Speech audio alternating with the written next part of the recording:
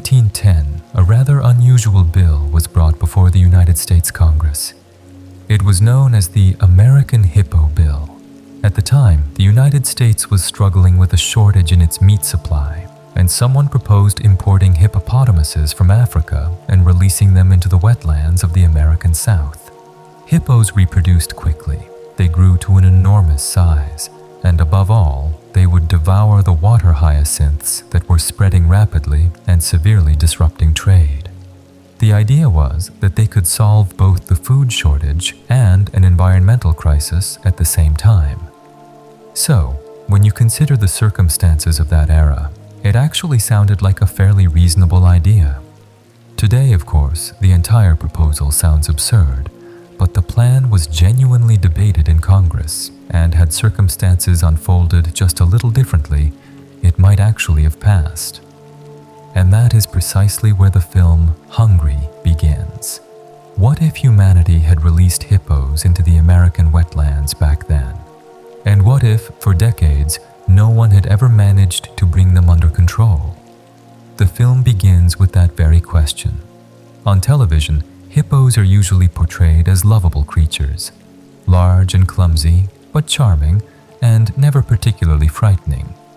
But the hippopotamus is not the slow, harmless animal we watch from behind the barriers of a zoo.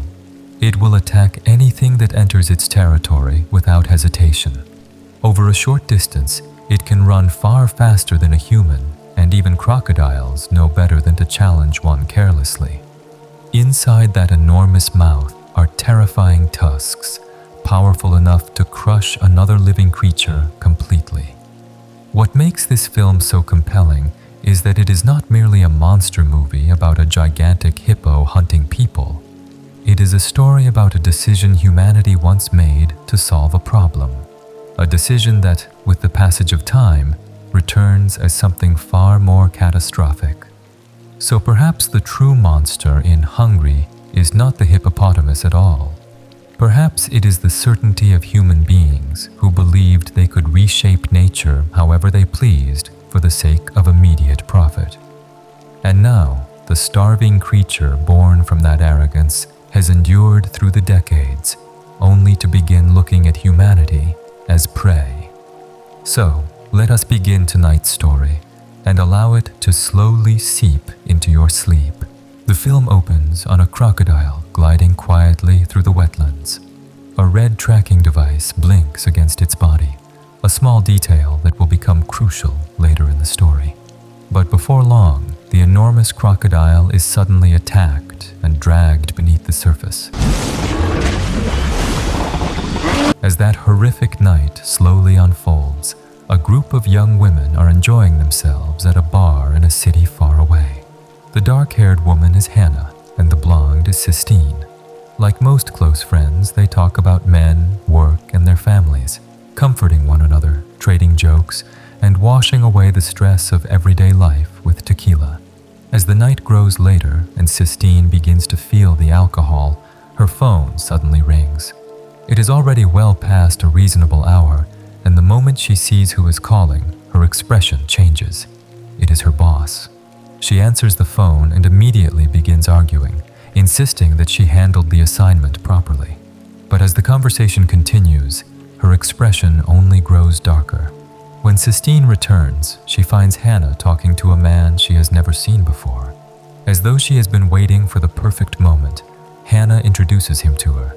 His name is Rodrigo, and according to Hannah, he runs guided crocodile tours. Not only has he offered them a special discount, but Hannah has already gone ahead and paid for the trip. I should probably mention now that this film leans heavily on familiar horror cliches, and this is one of them. You have the reluctant protagonist who has no interest in going anywhere, and the reckless friend who ignores every objection because she is desperate for an adventure. This film follows that exact formula. In any case, Sistine finally tells her that she has just been fired. Hannah is clearly caught off guard, but does her best to comfort her. And after deciding to forget about everything weighing them down, the two lose themselves in the alcohol and the music before stumbling back to their hotel and collapsing into bed. Yes, that was the first day of their trip. And nothing happened. yet anyway. For the moment, everything still seems perfectly fine. The next morning, just as promised, Rodrigo arrives outside the hotel to pick everyone up. The crocodile tour he mentioned will take them all the way out to Louisiana, where the small tour company he works for is based. And of course, Hannah and Sistine are not the only ones joining the trip. There are enough people to fill Rodrigo's battered old vehicle. So, let me briefly introduce the others traveling with them. The older man in the middle is Tim, a retired firefighter with an honorable record of service. The woman in the pink cap standing to his left is Sally, his daughter. And the man to Tim's right, standing there as if he is trying very hard to look impressive, is Sally's son, Mikey. Tim had lost his wife, but rather than allowing grief to consume what remained of his life, he devoted himself even more deeply to his family and tried to make every year he had left truly matter. He was, in every sense, the kind of man you would expect a respected firefighter to be. Once Tim's family climbs into the vehicle, Sistine and Hannah follow behind, both hiding their hangovers behind dark sunglasses. They exchange a few awkward greetings with the others, and just as this slightly uncomfortable but strangely intriguing tour is about to begin, a woman suddenly comes rushing out of the hotel. Her name is Dion, and she is the final guest who signed up for the tour. She nearly misses the ride entirely, but considering everything that is about to happen afterward, well, perhaps we should come back to that a little later. The film soon shifts into something resembling a peaceful road trip montage. Beautiful scenery, quiet country roads. Personally, I have always believed that moments like these are essential in horror films. They allow the audience to relax just before everything begins to fall apart. There is something deeply unsettling about watching people drive toward tragedy, completely unaware of the fate waiting for them, while the screen remains filled with warm, peaceful images of the open road. After driving for quite some time, the group finally arrives at Rodrigo's small tour company. The place is tucked deep within the Louisiana wetlands, and everything has already been prepared so they can begin the tour by boat almost immediately. There is nothing particularly remarkable about the place itself, but for people accustomed to the city, the unfamiliar scenery is more than enough to excite them. They begin taking photographs and enjoying their surroundings. Inside the aging company building, they look through a collection of objects gathered over the years by Rodrigo's boss, Walker. The building is old, dusty, and far from luxurious, but it is filled with an extraordinary variety of artifacts, objects that quietly reveal fragments of the life Walker has lived. And naturally, the most striking piece of all is the enormous animal skull displayed at the center of the room. As Mikey and Sally stare at the massive skull in disbelief, Walker appears and begins telling them its story. It belonged to a hippopotamus he personally hunted in Africa back in 1998. The two of them laugh. They had been expecting some terrifying predator, and the moment Walker says the word hippo, their excitement gives way to disappointment. To them, hippos are harmless, lovable animals, large, clumsy, and perhaps a little stupid-looking. Walker quickly corrects them. Hippos are intensely territorial, extremely aggressive, and are believed to kill hundreds of people across Africa every year. He explains that they can weigh close to 3.5 tons, have virtually no natural predators, and possess enormous jaws that are nothing short of a living nightmare. But none of them take him seriously. To them, he is nothing more than an old man past his prime, trying to frighten them with exaggerated stories. The only cute hippo is a dead hippo. A short while later, the group leaves Walker behind and boards Rodrigo's boat, now ready to set off. Rodrigo checks the GPS data on his phone, which is connected to tracking devices implanted in the largest alligators living throughout the wetlands. The alligator they are hoping to see today is known as Big Ben, and those of you who have been paying attention may have already figured it out. Yes, it is the same alligator that disappeared beneath the water in the opening scene. Completely unaware of what has happened, the group sets off on the boat tour. Not long after they leave, several ordinary-sized alligators begin appearing around them and and everyone happily starts taking pictures. As more of the smaller alligators continue to appear, Rodrigo follows Big Ben's location deeper into the wetlands. But for some reason, Big Ben has not moved at all. The group continues farther along the river until they eventually come across something truly horrifying. The red light on the tracking device is still blinking, and there lies Big Ben, horribly mutilated. It looks as though he has been torn apart by a pair of enormous tusks. This is where the situation begins to take a much more serious turn. Tim tells Rodrigo that he has a responsibility to keep his family safe and firmly demands that they leave the area and head back immediately. After all, anything capable of taking down an alligator that large in a single attack would see a boat like theirs as nothing more than a small toy. So Rodrigo decides to turn the boat around and return to the tour company. But then...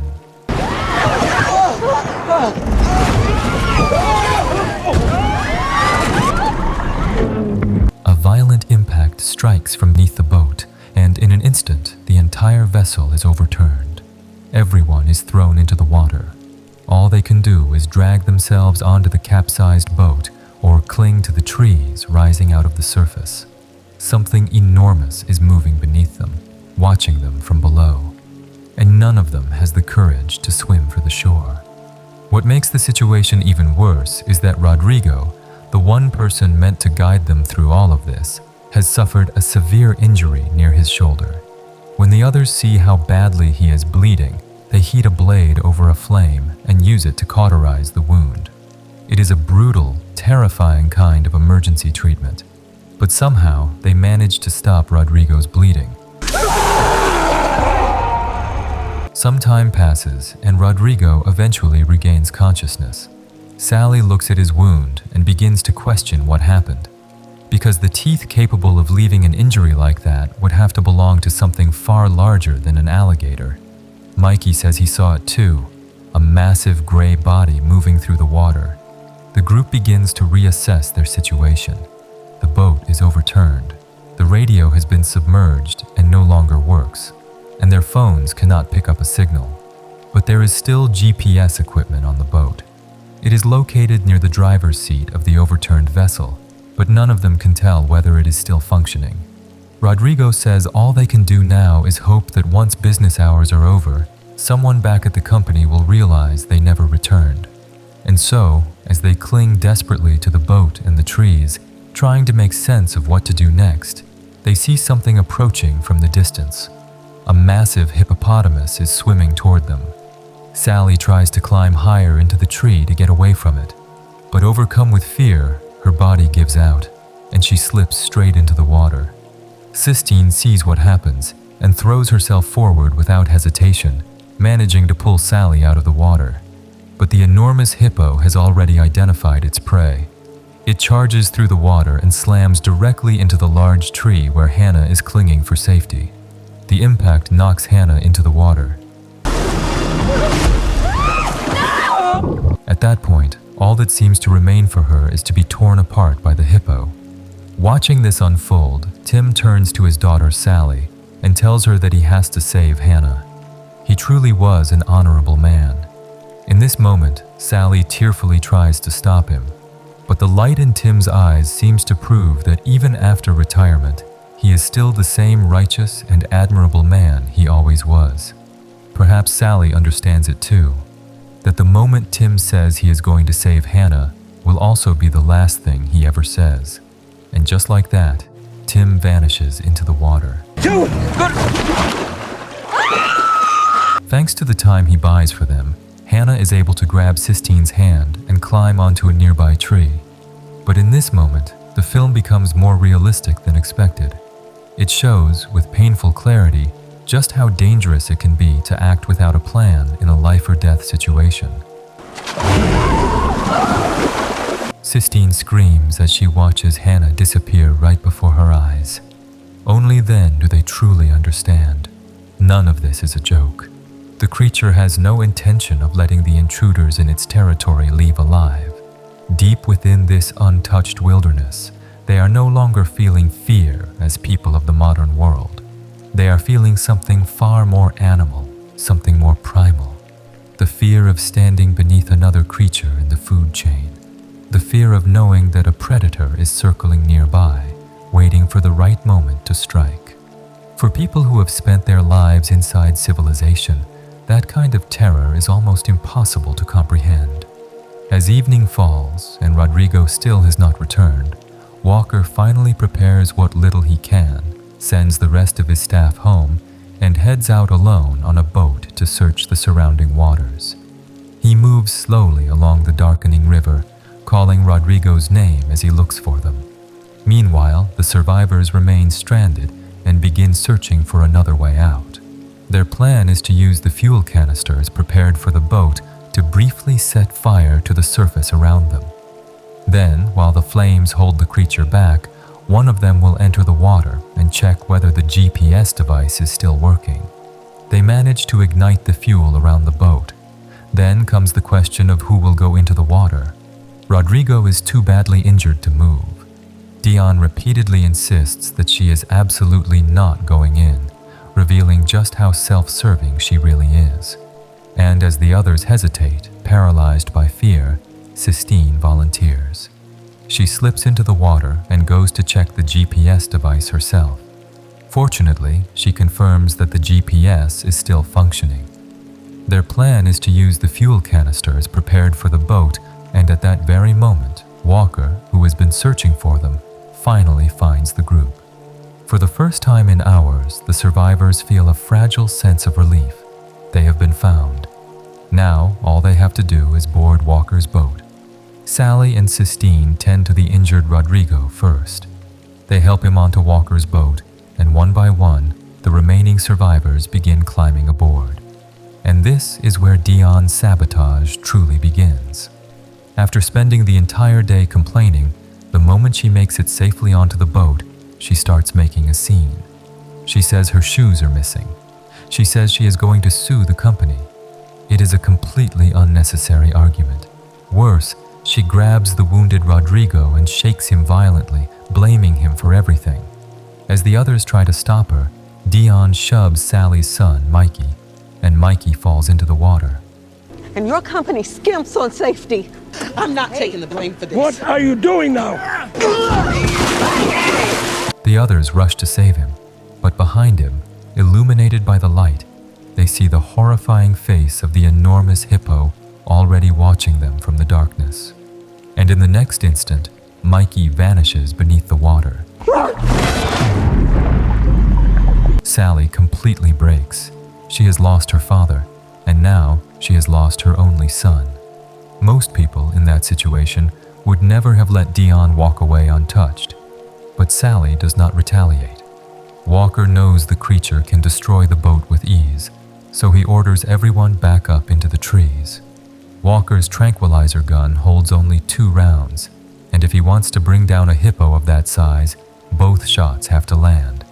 But that is almost impossible, which means there is only one option left. Someone has to become bait and lure the creature into the open. And as everyone stands there, unable to take that step, Sally is already in the water. She calls out Mikey's name and begins singing a song he used to love as a child. As if possessed by something, she slowly swims forward, staring only ahead. She is no longer in her right mind. The others watch her in silence. Across the still water, there is only the quiet sound of her swimming and the low, trembling melody of her song. Sally keeps moving forward until she disappears into the mist. But the hippo is intelligent. The hippo had not gone after Sally. It had gone after Walker, who was still on the boat. In an instant, it overturned the vessel, and its tusks struck precisely at Walker's leg. Walker screams as he is dragged down into the water, and beside him is Rodrigo, barely clinging to what little consciousness he has left. With the last of his strength, he reaches for Walker's tranquilizer gun and pulls the trigger. The dart strikes the creature cleanly. Walker's leg is severely wounded, but he manages to drag himself onto the nearby shore and hide. Unfortunately, Right after firing the tranquilizer gun, Rodrigo dies, but the hippo quickly regains its senses and begins moving toward Walker again, now hiding along the shore. Its enormous mouth opens wide, tusks exposed like weapons, as it charges at Walker with terrifying speed, ready to tear him apart. Walker throws himself behind a large tree and barely avoids the attack. Then, using a flare, he fights back with everything he has. The hippo eventually disappears back into the water. Taking advantage of the brief moment when the creature is gone, the survivors climb back onto Walker's boat and quickly escape the area. As they drift along an unfamiliar stretch of water, following a river that seems to lead nowhere, a single building appears before them. But the place has clearly been abandoned for a very long time. Whatever traces of human life once existed there have long since disappeared. Sistine and Walker decide to start a fire there in the hopes of signaling for help. The structure appears to be some kind of old breeding facility, or perhaps a factory of some sort. Believing there may still be old fuel somewhere inside, they begin searching through the building. And there, Dion discovers a collection of old documents. The place appears to have been built in preparation for the possibility that the old hippo bill would pass. And from what remains inside, it becomes clear that someone here had once been deeply obsessed with hippos. There are books on hippopotamus anatomy, along with information and facilities apparently meant for breeding and keeping them. Then, as the group searches for fuel and steps outside through a door at the back of the building, they discover an enormous enclosure. Inside, they can already see the bones of several dead hippos. And then Sistine hears it, a faint cry coming from somewhere nearby. She follows the sound and finally understands why the massive hippo has been so enraged. There, beneath a metal cage, a baby hippo lies trapped on the ground. Vines have wrapped around its body, leaving it unable to move properly. The moment the baby hippo sees Sistine, it cries even harder, and hearing that cry, the enormous hippo appears behind Sistine once again and begins attacking them with ferocious force. That was my last strength. No. We have to find oil, okay? Walker fires the tranquilizer gun, but the shot misses. At the same time, Dion discovers a hatch leading downward, but they still have not managed to ignite the fuel. If they simply escape through the hatch now, the hippo will kill all of them anyway. Trapped with no clear way forward, they can only watch as the hippo smashes through the walls of the building and charges toward them. Walker, still injured in the leg, collapses to the ground. Sistine tries to save him, but Dion uses the fallen Walker as bait and shuts the door on him. It was perfect trolling. In the end, the door closes right in front of Sistine's eyes, and Walker, left alone on the other side, has his head crushed completely beneath the creature's massive foot. But the creature does not stop there. It rams the heavy door again and again, desperate to break through and kill the two survivors hiding inside. Now, the hippo is right in front of them, close enough for Sistine to feel its breath. At that distance, she begins drawing the creature toward her. Then, using the abandoned fuel barrels, she waits until the hippo is as close as possible. And at the very last moment, she lights a match and blows the creature away along with the entire place. Fuck you! I have to say, while watching this scene, one thought did cross my mind. Sistine's body is also covered in oil at this point, so if she were to ignite a fire like that, she should almost certainly catch fire as well. But somehow, as if she had taken a potion of fire resistance, the flames do not touch her. That part did feel a little strange. In any case, with the hippo screaming inside the massive blaze behind them, the survivors make their way outside. Dion tells Sistine that they should escape by boat, but Sistine has something else in mind. She says she is going to set the building on fire and wait for the rescue team to find them. Then she goes back to save the baby hippo she saw earlier. Meanwhile, Dion tries to leave alone on the boat, but despite its burned skin, the hippo is still very much alive, and Dion is killed. The creature has been burned, but it remains completely unshaken. Slowly, it begins moving toward its final target. She takes a knife and carefully cuts away the vines tangled around the baby hippo's body. Then, with great effort, she lifts the heavy metal cage and finally frees the trapped calf. The baby hippo immediately runs back to its mother. The massive hippo looks at Sistine for a moment. Then, together with its calf, it disappears into the water. At the same time, the sound of a helicopter begins to echo through the sky. The rescue team has seen the enormous flames. Sistine waves both arms, signaling desperately, and in the end, she is rescued as the sole survivor. In the final scene, as she is carried away by helicopter, Sistine sees two hippos swimming together along the vast river below. She watches them through her tears, and with that, the film comes to an end. So, I hope you all have good dreams tonight, and if you enjoyed this story, I would truly appreciate it if you subscribe to the channel.